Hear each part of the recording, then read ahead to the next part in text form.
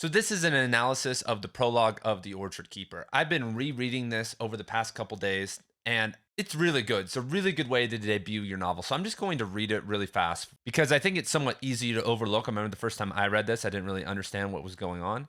There was down and cut to length. The tree was down and cut to lengths.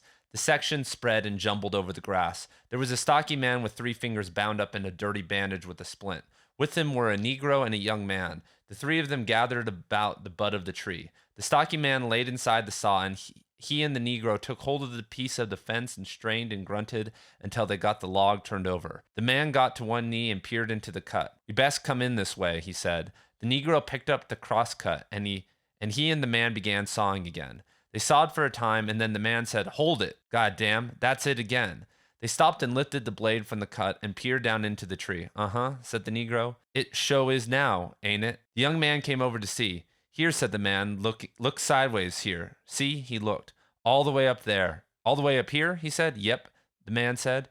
He took hold of the twisted wrought iron, the mangled fragment of the fence, and shook it. It didn't shake. "It growed all the way through the tree," the man said.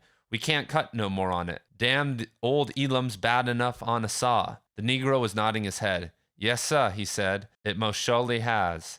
Growed up all in that tree." So it's interesting to note that this is italicized. And McCarthy usually, with these italics, is symbolizing some dream or liminal space. And to just describe what's going on really fast, 3 guys are trying to cut down the tree. They can't cut it down because there's a fragment of a fence that's grown up through the tree. And so now, from the very start, this is McCarthy starting to integrate steel and industrialization into his critique of human civilization. Later on in the novel, when we see John Wesley out in town, he describes the city, which is nothing compared to what we have now, as gargoyled and nasty. And as we're looking at this novel, this is McCarthy's environmentalism personified through the infection of civilization through the tree. So before we get into all that, let's examine the 3 characters. So we have a black man, a young man, and then a man with only 3 fingers bound up in a dirty bandage with a splint. So seemingly he is this injured individual, and they are loggers. The stocky man seems to be the leader of the crew, but he is injured, seemingly injured because of his incursion into nature by timbering and whatnot. The land has reciprocated by injuring him, because why would McCarthy, add this injury? I mean, to add some description.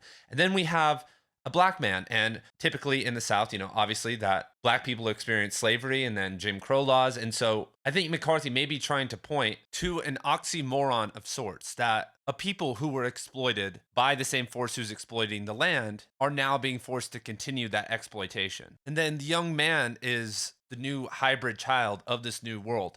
The older man comes and tells him, "Hey, look at this." He's giving him these impressions and showing him this is the world that you're coming into. And so obviously we can take an environmental angle on this, but it also symbolizes the corruption within the heart, that the rod goes through the middle of the tree. And this novel is dealing with the corruption of the heart of one man's actions. Kenneth Ratner, as everyone's about to see in chapter number 1, a man who has lost all morals. And the chain of events that he kicks off is a perfect display of industrialization and the process that it takes, as we're about to see. And one thing I forgot to mention at the start, another obviously big metal metaphor is the car. Marion's car that he's driving around and flexing is also this metal behemoth, but it also gets him in trouble. I mean, multiple times his car. I mean, I think he crashes it, not for no. I guess I'm spoiling, but he crashes the car multiple times. There's obviously a skirmish involving the car, and so this is a very beautiful way to set things up.